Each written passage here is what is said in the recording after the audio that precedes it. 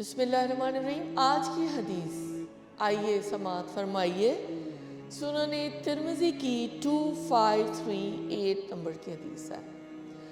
हज़रत साद बिन नबी वक़ास रज़ियल्लाहु अन्हु से रिवायत है कि नबी अकरम सल्लल्लाहु अलैहि वसल्लम ने इरशाद फरमाया, अगर नाखून के बराबर भी जन्नत की कोई चीज़ ज़ाहिर हो जाए तो वो आसमान और ज़मीन के किनारों को चमका दे, और अगर जन्नत का कोई आदमी झांके और उसके कंगन ज़ाहिर हो जाए तो वो सूरज की रोशनी को ऐसे ही मिटा दे जैसे सूरज सितारों की रोशनी को मिटा देता है। सुभान अल्लाह।